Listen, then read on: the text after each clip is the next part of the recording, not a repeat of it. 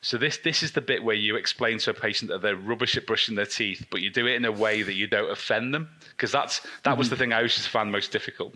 Mrs. Jones, bacteria builds up on teeth. It reaches your trigger point. Your body triggers inflammation. That inflammation damages the bone. Hello, Protrusive. I'm Jazz Galati, and welcome to another episode in the Back to Basics series of the Protrusive Dental Podcast. You are going to be blown away by today's episode. It's with Dr. Ian Dunn, a periodontist, on communication in perio specifically. For example, like how do you explain to a patient that they have periodontal disease? Like, it's a significant thing, it's a chronic condition they have to potentially live with for the rest of their life. Such an important thing for them to grasp so that they can get better outcomes and you can get better success as a clinician. Like, what's your spiel? What's your way of communicating that? I think lots of dentists have different ways of doing it. Now, you will probably ditch your way, whichever way you're doing it at the moment, and Ian will show you the way to do it. I mean, his way of explaining to patients how periodontitis works, and to get them on board is just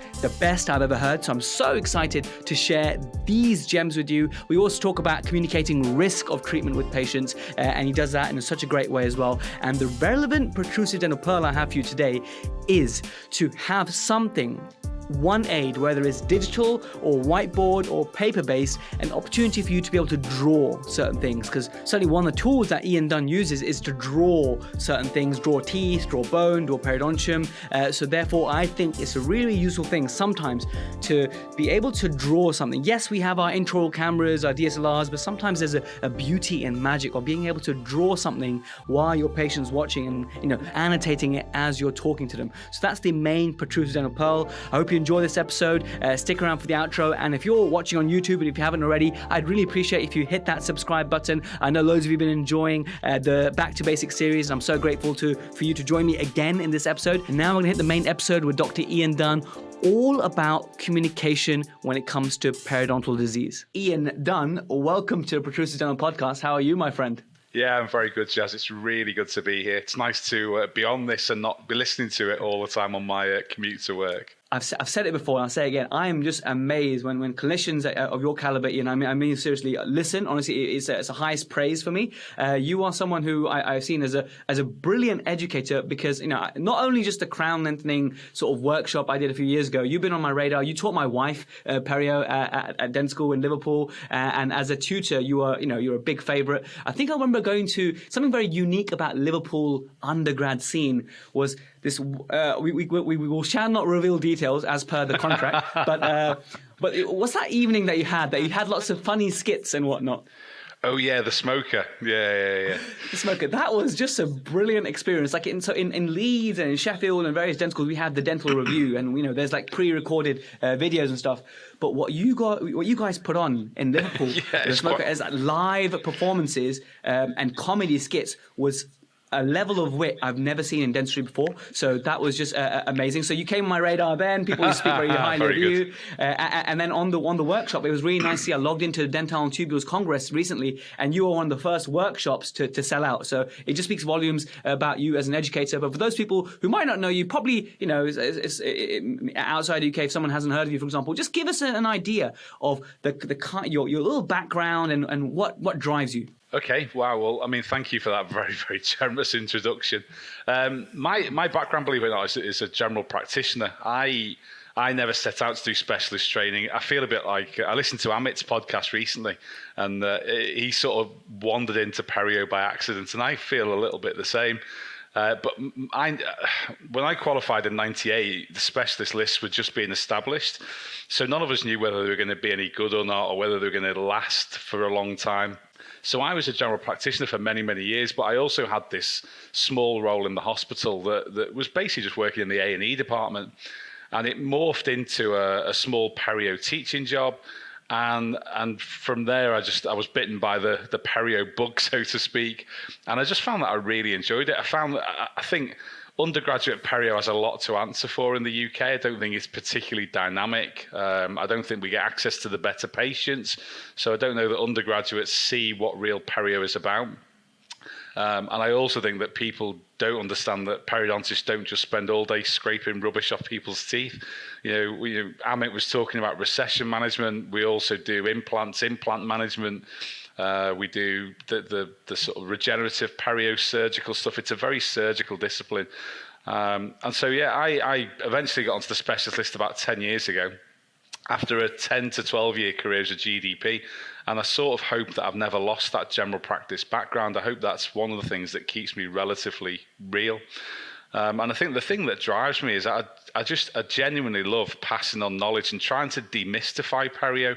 That is so evident in your teaching, honestly. I have to say that is really, really evident, the way you explain things. And then the passion behind it is oozing out of you when you're teaching. So please keep it up, because people, we need this in every discipline, but especially in perio, to inspire the new generation of dentists. Because as you said, it's a great point you made about the type of patients. I mean, literally, it gave me flashbacks to the kind of perio patients I had as an undergrad. And, you don't see that success when they come back, and then you wonder why. And then you sort of lose hope in perio. And then let's not even get into the system of the UK and how you practice and how that might not be conducive to getting the best results. But you raise a really good point there. But we need clinicians like you to inspire the next generation.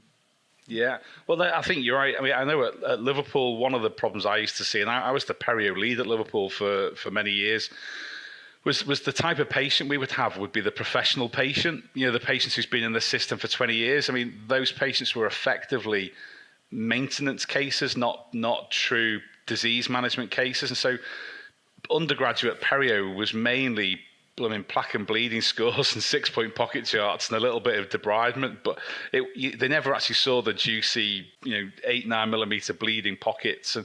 And so people just get a real misunderstanding of what perio is and what it's about.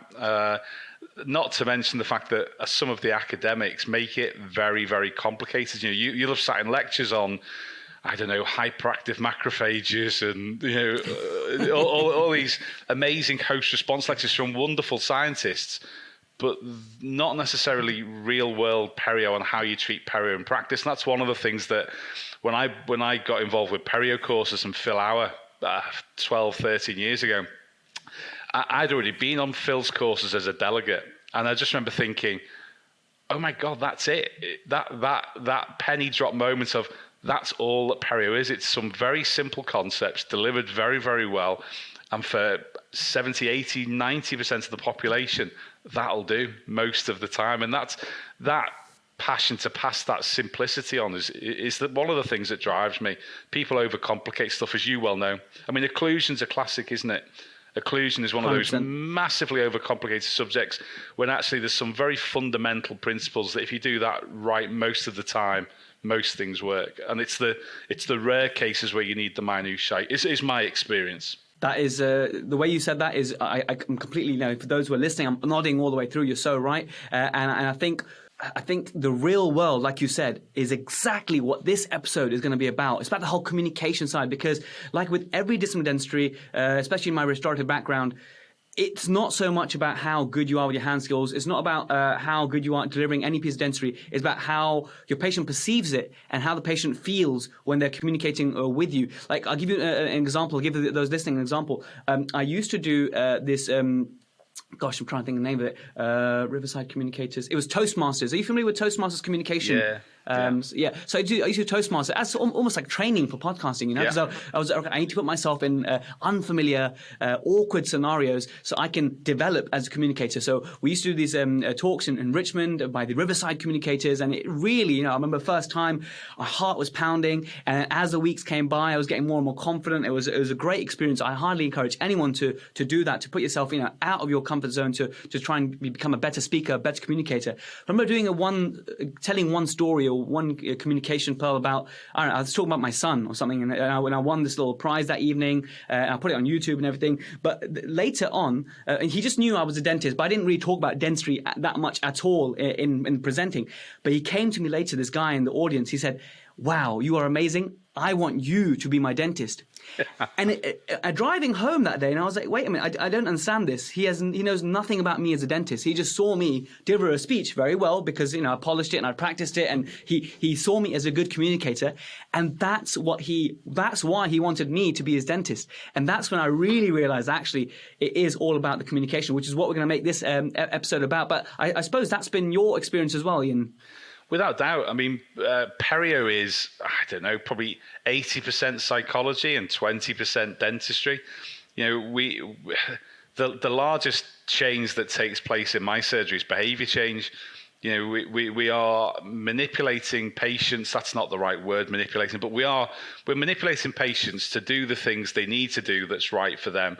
And we're doing it in a way that they think it's their idea. We want lasting behavior change. We don't want that sort of join the gym in January, not having been in February type approach. We want a lasting change.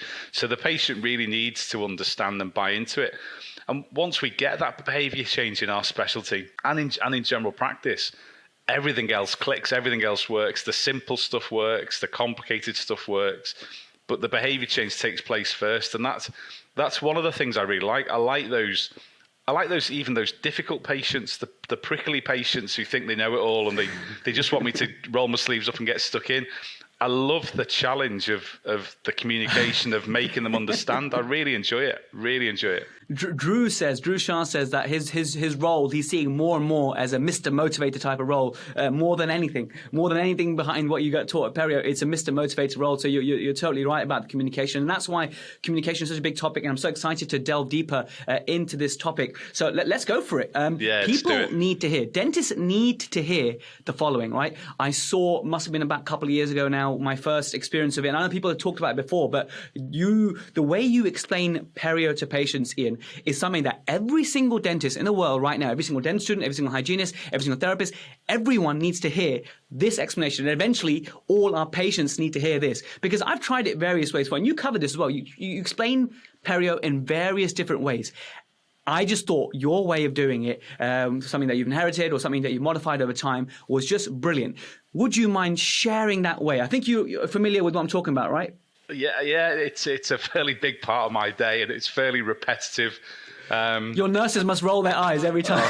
I feel sorry for the poor girl. She just sits behind me rolling her eyes. She could deliver this speech herself all the time. But let's go, please. I really want to hear this. Okay, well, the first bit's a bit of a chat, and then there's a picture that I draw, and I'm going to try and draw that picture on the screen. And I remember watching your canine risers bit. I'm watching your drawings. I'm hoping my drawings are a bit better than yours, Jazz. No disrespect. I think they will be. It's not very difficult. So we tend to we sit the patient back. We do their examination. We sit them back up, and we start the conversation along the lines of, Mrs. Jones, I've just looked in your mouth and I can see that you have some gum disease. Do you know anything about gum disease?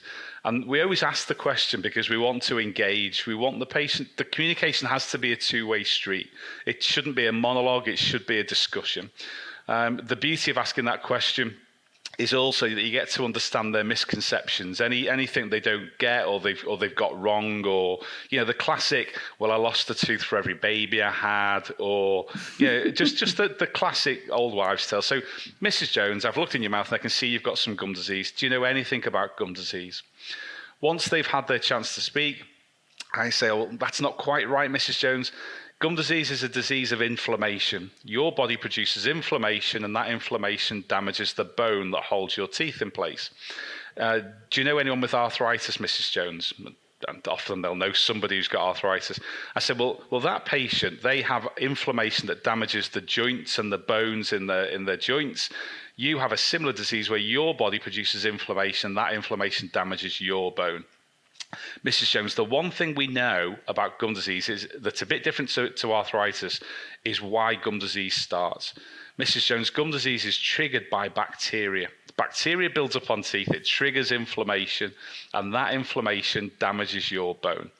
So this is the bit where you explain to a patient that they're rubbish at brushing their teeth, but you do it in a way that you don't offend them, because that was the thing I always found most difficult.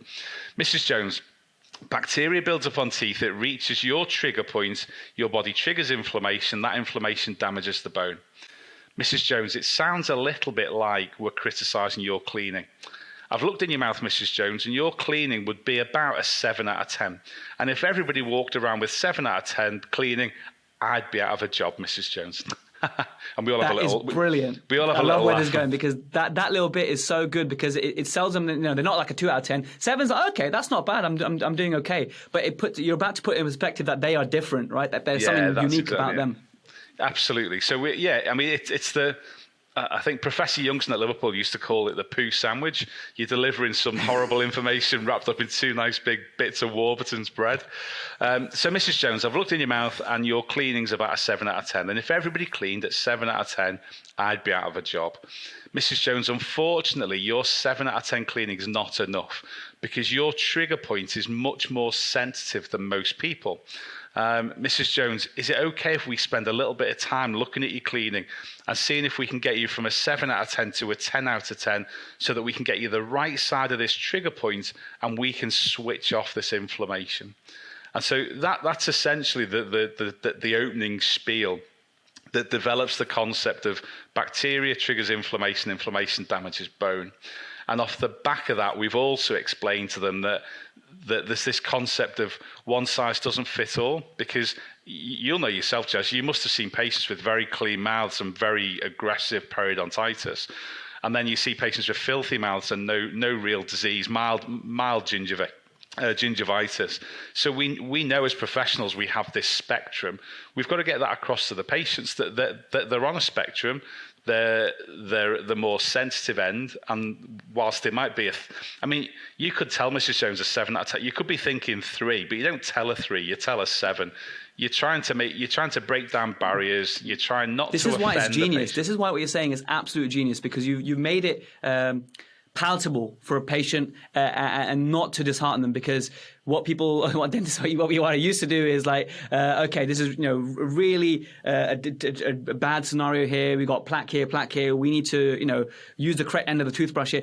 It's something that's really not motivating the patient anyway. But what you said is, okay, we're 7, so that gives them a little bit of hope that because they obviously have been giving some. They care enough to be there at your surgery right now. Yeah, absolutely. So you need to give them that validation, and that's why it's so amazing this way of explaining it, because it essentially teaches them the concept of perio disease by inflammation in such a way that it's just absolutely beautiful in an engaging way. So that is just phenomenal. I'm so glad that you've shared that. Any challenges? Have you ever had anyone what do you do with that patient, that bloke in there, bloke with the arms folded who's just not engaging? Like, what if when you ask that question, do you know anything about perio? And they say no. And then there's just a one-word answer. How do you manage that more complex patient? How do you draw blood from a stone? Or blood from a gum. I think the next, probably before our conversations happened, the first question that I think most dentists will ask is, why are you here? What brings you to us? I always ask, what is it you want from your teeth in the next 5 to 10 years? Because I need a buy-in. I need a motivational tool, an emotional buy-in effectively is what I'm after. Something that I can go back to and use against them. So I need to know they want to avoid dentures, they want to get rid of the halitosis, they want veneers for their son's wedding, they want to start their orthodontics. I want to know what their motivator is, because once I've got that motivator, everything I'm teaching them relates back to that motivation. And there is behavioural science on this. There's good evidence that shows that behaviour change takes place more readily if the information delivered is perceived by the patient to be relevant to them and not just generic. So, the minute I get the patients who said, well, my dad had dentures and I don't want dentures. Well, that difficult patient, you can say to them, you told me at the start of the appointment, Jazz, that you wanted to avoid dentures. But the things that we're going to go through now are about avoiding bone loss, avoiding tooth loss, and avoiding that transition to denture wear. So we need you to understand the following before we can get on with any treatment. And so I think the challenge is always finding their tie-in. And I'll be honest, people always think from a periodontist point of view that we have this sort of elite group of patients who do everything we say. They do and they don't. And I also spent many years working in the hospital service where we provided treatment for free. So it wasn't just high value treatment. And you do get patients who just don't care about their teeth. Some people are waiting for the day that they move to dentures because that was the best day of their parents' lives. Everything was great after their dentures. And with those patients, you might find that they're unmotivatable. I think you've got to find their emotional want and relate everything back to that, because then they'll perceive it being relevant to them. Protrusive, I just want to highlight that what Ian's saying here is not just relevant to perio. This is Dentistry 101. This is something that I wish we were really emphasized more as an undergrad, because it really, really is such a big deal. And every communication course I've ever been on, like, that is the takeaway message, that you have to relate everything back to the goals of the patient. And if there's one thing I learned during dental public health, believe it or not, the only one thing I learned was that when you give someone knowledge, we used to think it changes their attitude, which impacts their behavior, but we know that that's a false model and it doesn't work. And just arming someone with knowledge is not effective enough. And that's what, in Perio, if you just tell someone about gum disease, it's not enough. You need to then, just like Ian said, you need to relate it back to their own individual goals. So whether you're planning for perio stabilization or teeth straightening or veneers or whatever, you need to really, really, really make it tangible for the patient with relevance to their goal, and you will see a massive uptake on the treatment that they should be getting done, a massive change in their sort of general attitude and towards dentistry. And I think what you've highlighted there, and I just want to highlight myself, is the very crux of communication dentistry. So that is brilliant. Next question I have then, Ian, is referrals. You get referrals. You are in a referral-based practice, and I thought this question whereby perio is one of those things whereby you might find that you get, and there's me just postulating because I'm thinking about when I used to refer and stuff, and as a dent student, and all these sort of what the challenges my colleagues face is that you might be getting some patients, and you might think, hang on a minute, all you've done is the basic oral hygiene, non-surgical debridement, and you've got the patient a good result, and you think, why couldn't the GDP do this? Now, obviously, the environment's different. Like when you're going to, when you get referred to someone, and the patient is coming, when a patient's coming to me for a splint but it's been referred by a local GDP, they're already bought in a little bit, and they already think that, oh, this guy's awesome because he's gonna be a solution. So there is a bit of a change, right? When someone refers someone on, they always think that, okay. So I think people, when they come to a specialist, the take up, the buy-in is going to be more just because of that factor. But do you think a lot of what percentage of your referrals do you think could have been managed in GDP, and where do you think it went wrong in the communication, if that's a fair question, that led to them being at your chair rather than being treated at that practice? Okay. Great question. I remember reading that when you sent it through. Difficult question. It is. Sorry. If we take away the mucogingival work and the crown lengthening and that type of work that we do, if we're just talking about disease management, I would say it's probably as high as 70 to 80% could have been managed in general practice, in the right practice with the right clinicians. And I know you mentioned dentists there, but we've got to remember our hygienist colleagues and therapist colleagues do a wonderful job. Absolutely. And I have some brilliant referrers, hygienists and therapists who send these patients to me with nowhere else to go other than surgical intervention. It's not that they've undertreated the patients; it's they've reached the end of the road. So I think probably 70% at least could have been managed in general practice, because I would say that 70 to 80% of our patients are managed non-surgically on referral. Mm-hmm. So maybe we can do treatment better than some people. It would be wrong. Anything you do all day every day you get good at, don't you? That's so. Mm-hmm. There are some times when just that little bit of extra skill or knowledge or something makes a difference, or the patient penny dropping communication bit. I think there's no two ways about it, and we don't want to be too political here, but the system in the UK has devalued perio. And I don't just mean, the NHS has devalued it. They've never understood it. They've never paid for it effectively. And the time allocated to perio is just insufficient. That the communication alone takes me 20 minutes, half an hour. That's before I've even treated the patient. You're not going to do that for 3 UDAs. But even when you take that across to private practice, because of if you've spent a decade in NHS practice, you will have de-skilled both in the perio communication and in your perio treatment skills.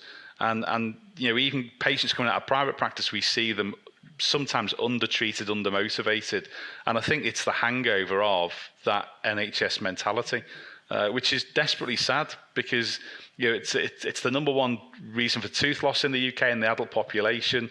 It's essentially a preventable disease, And with the exception of the really left field stuff, the old-fashioned aggressive periodontitis patients, most of the stuff is, like we said at the start of this, the basics being done well. And when you get the patients doing their bit, when we do our bit, to a reasonable standard, most patients would get better. I was thinking that you would say this, because it's something that I thought that a lot of our patients just need the basics done well, and it starts with communication. But I think now that everyone's listened to the way that you communicate, if, like you said, it takes you 20 minutes to really make that connection, to figure out what is that patient's prime motivator, the prime goal, and to be able to listen to them when you ask them that question, what do you know about perio, and to give a tailored response and actually go walk through that process, make your diagram.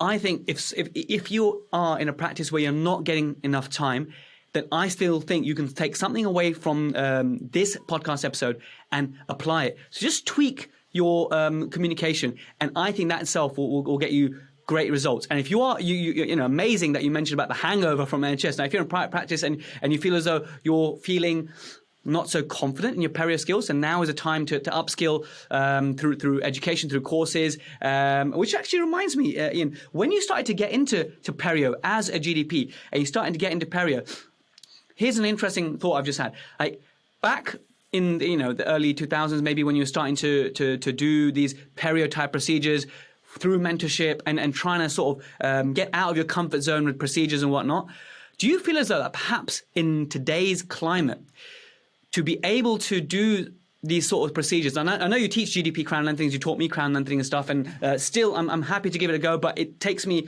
micro steps, baby steps. Whereas perhaps when you were a young dentist, you were able to maybe go take leaps out of your comfort zone rather than micro steps, because now we're perhaps practicing in a defensive way, and that might then hamper your development of interest into perio, because then really then the only people going to perio is when they're going the full hog, the specialist pathway. Maybe we're seeing a dying breed in the special interest in perio because you're not able to go out of your comfort zone. Does that make sense as a question? Yeah, no, it really does. It really does.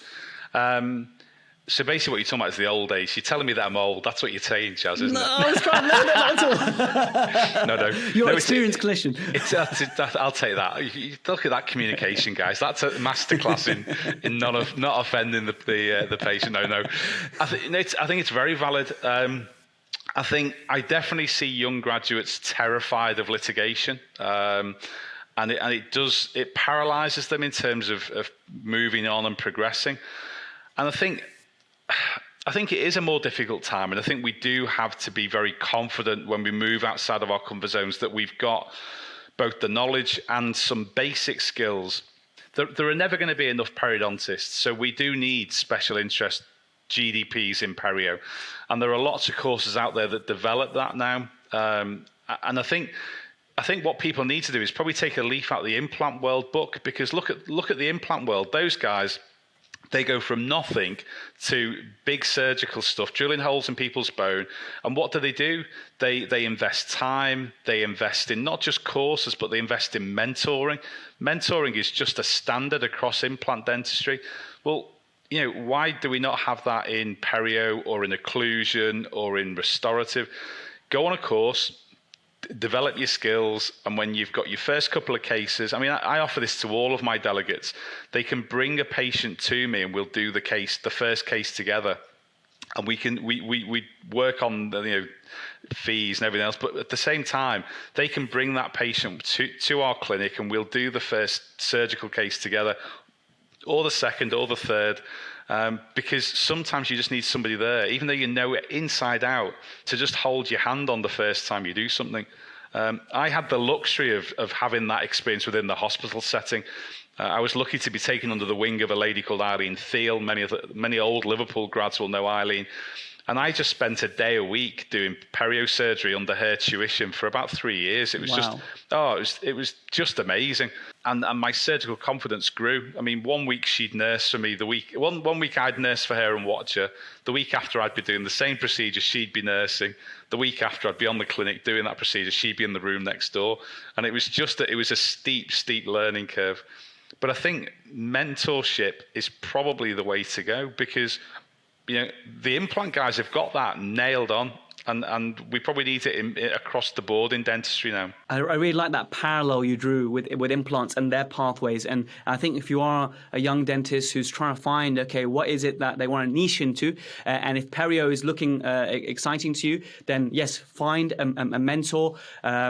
And yeah, upskill, go on those courses. And yeah, you're totally right. Look at what they're doing in the implant world and see how we can model it in endo, model it in perio, model it in all these disciplines as a modern contemporary way in the scenario we're in, to be able to progress and get out of your comfort zones and try and take those leaps again, rather than just restricting yourself to little micro steps and really suffocating your growth in a way. So I really like that a lot. It's sacrifice though, Jazz, isn't it? It's the thing that I see with some dentists is they don't want to sacrifice time or income or profit. And we have some great young clinicians who come and spend the day with us and just to watch what we get up to. And they're giving up a day's salary or a day's holiday. And in 5 or 10 years, I know who the superstars of the next 5 years or 10 years are going to be, because they come and spend the day with people in our team. In 5 or 10 years' time, their friends, their dental school mates will be saying to them, "Oh, it's all right for you. You're dead lucky. Look at where you are today." And it won't be luck. It won't be luck at all. It will have been planned. It will have been time. It will have been sacrifice. You've done it. I've done it. Anyone who's anywhere has made that sacrifice.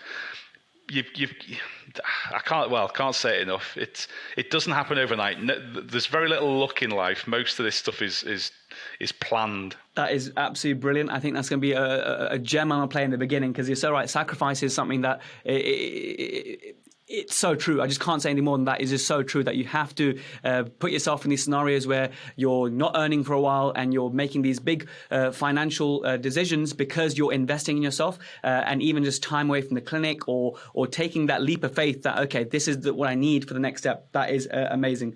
I want to talk about the next thing is just being mindful of time here, because wow, we can talk for forever. Ian, we'll have to do a two-part here. We touched on this with Amit a little bit on the recession episode, but I just want to hear your take on it, because you're so great in the way that you communicate the inflammation process to a patient. How do you, Ian, communicate to the patient that there are some risks involved inherently in perio treatment, in terms of black triangles, recession, sensitivity, to make the patient truly understand the importance of it and what they're getting themselves into, and why the juice is worth the squeeze? Yeah, it's probably the most difficult sell, isn't it? Because most of the time I am making the patients look worse, but also at the same time making them healthier. This is where I do two things. I draw a picture and I have a bank of photographs that I use for patients. So if patients say to me, "What's it going to look like?" I can draw a picture, but I can also open my laptop and show them. Because, I know you're big into your photography. A picture tells 1,000 words. And so if you can show them, if you've got a mild perio case in front of you, you can show them mild black triangles. If you've got an advanced perio case, you can show them a picture of an advanced disease management case with lots of recession. The most powerful thing I do, and it also fits in with the medico-legal aspect, is I draw a picture. So I'll try and draw it now. I don't know how well this is going to work, but we'll see. And I'm going to draw it back to front. So I say to patients, teeth have, it's upside down as well, by the way. Teeth have roots in the crown. I say your gums should be up here. And when the gum gets to the tooth, it's supposed to do this. It's supposed to form a little seal on the root. And that little space, Mrs. Jones, we call those pockets. Underneath the gum, when it's healthy, there should be bone. And the tooth and the bone never touch. There's a little ligament that holds the tooth against the bone. Think of it like a shock absorber. Mrs. Jones, I've just looked at your x-rays and I can see that you've got some bone loss. Mrs. Jones, sometimes the gum shrinks and follows the bone.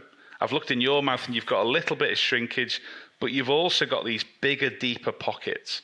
Can you see a problem with these bigger, deeper pockets, Mrs. Jones? And you're hoping that she says, how am I going to keep those clean? And if she doesn't, you say penny drop moment. Yeah, no, do you know, I would say this is the biggest penny drop moment. Patients will say to me, that's a pocket. And they've been under someone's care for a decade and never actually understood what a deep pocket meant. And so we explain to patients that they're going to clean up here like an Olympic gold medal winning toothbrusher. And once they do that, we're going to clean the space. Now, this is the bit that answers your question. I say, Mrs. Jones, when you're doing your bit and we then do our bit and we clean the pockets, we're going to switch off the inflammation. Can you think of anything, Mrs. Jones, that's inflamed like a spot or a bruise? What happens when you switch off the inflammation? And they say, oh, well, it shrinks. And you say, yeah, it does, it shrinks. Mrs. Jones, the good news is the gums are going to shrink that way. They're going to shrink and form a seal on the root of the tooth. The bad news, Mrs. Jones, is the gums are also going to shrink that way. The gum is going to be a little bit lower.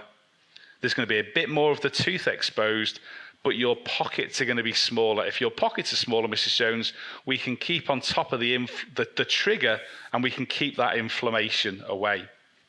Now, if they then say, oh, but I don't want my gums to shrink, there's a really old, everybody's heard it, really cheesy line that we all use.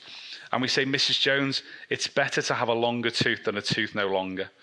And I know that's cheesy, but I love it. the research tells us that 70% of pocket healing is recession. So we know we're going to get recession when we treat perio. And they either, if they want to save their teeth, they're going to have recession. And they're not a choice where, well, I'll have one or the other, or if success will mean recession, because that is just the nature of the beast. The thinner the biotype, the bigger the recession. But about 70% in pockets over 6 millimeters is going to be shrinkage. If they want to, and then we then, the first thing they're terrified of, as you will well know, is the aesthetics of that. So we tell them, look, we've got to get things stable. Once they're stable and we can establish how much recession has happened, we can then look at managing the aesthetics. The line I use, I say, Mrs. Jones, you're worrying about the decorating when I'm worrying about the subsidence. You're redecorating, or you're thinking about what curtains you're going to put up and what wallpaper you're going to use, but your footings are insecure and the house is going to fall down. Let's get everything secure and stable. Genius analogy, Ian. That is a genius analogy. I'm so glad you said that. Everyone's going to pinch that. Everyone's writing that down. Because then, we've got things like, we can do black triangle closure with direct composite bonding. In advanced cases, we've got really fabulous gingival veneers that we can use. There's lots of ways, even perio ortho these days, some of the stuff that I'm doing with some of my specialist ortho colleagues, you'd be surprised at how adventurous we are with some of these advanced perio cases with the ortho we do. There's a lot we can do to make these patients look better, but we can only do it when we've got stable bases. And so they've got to buy into that. And if they don't want it, their alternative will be things like dentures, extractions and all on fours, but then we have to educate our perio patients that implants have an increased failure rate because of their history of perio. So implants are not always the answer to the question. Ian, you've covered that absolutely brilliantly. I won't have time for my new classifications and perio education because we've just covered. So honestly, we covered it so well. I mean, I think this is this is what I wanted in the Back to Basics month in August. And I think this is going to come away and people can feel really refreshed and recharged and be able to be excited to implement some of these new communication skills in our daily practice. Because I think this is one of those episodes we've recorded now that people can use on Monday morning straight away. Ian, I want people to be able to know about the wonderful work in education that you do. Please tell us about where they can go to learn more about being able to shadow you, being able to go on your crown lending courses, being able to learn from you as a mentor in perio. That's really kind, Jazz. My teaching brand is Perio Courses, so the website is www.periocourses.co.uk. And all of our teaching is on there, and we are available all over the country. We do everything from one-day courses through to a 4-day masterclass that includes surgical training. My practice, I'm an associate. I'm based in Liverpool and in Wilmslow, two superb practices run by great people. And yeah, we have people come and spend the time with us just to see what we get up to and see if they, we get a lot of young dentists who are thinking, do I want to specialize in perio? Is it for me? and even just to hear the communication that we do with patients. We have a lot of people come and spend time with us. So, just get in touch through the website, have a look at the courses. We do a lot about communication on the courses. We really delve into that a bit more because it is a big part of the psychology. We delve into a bit more of that. But yeah, it would be great to see some of your occlusion geeks on some of these perio courses. I'm sure they loved every moment of this, and I think this is the way forward. If you're someone who's thinking about an interest in perio, people like Ian are just amazing, and I'm so excited to meet you again at Tubules in Brighton, and to have another catch up and a drink with you, mate. So thank you so much for coming on today, Ian. You're absolutely amazing. I can't wait to get this out in a week or so, and I'll look forward to catching you in Brighton. Yeah, thanks, Jazz. Keep up the good work. And if anyone hasn't joined up for Tubules, get joined up. It was the best 2 days of 2019 when I went. It was just an amazing 2 days. So get signed up. I'll put the link on the website, you guys. If like I said, you haven't been to a Tubules Congress before, it is not a normal conference. The vibe is just amazing. So I'll make sure I put that link on protrusive.co.uk under the episode. Ian, have a lovely day today, and thanks so much for coming on. Take care, Jazz. Have a good day. There we have it, guys. I told you his way of explaining periodontal disease to patients is just amazing, and I hope you listen to the relevant chapters again. Like if you head to YouTube, if you're watching on YouTube now, there's a highlighted bit where you can watch that exact moment where Ian explains the way that he speaks to I think it was Mrs. Jones and Mrs. Smith. I forget who it was now, but it's just beautiful. It's just beautiful in every way, and I think it's going to really make a big difference to your periodontal outcomes. Hope you're enjoying this Back to Basics series. Do join us on our Facebook community, the Protrusive Dental Community. I'll put the link below, and of course hit subscribe if you haven't already, and I'll catch you in the next episode.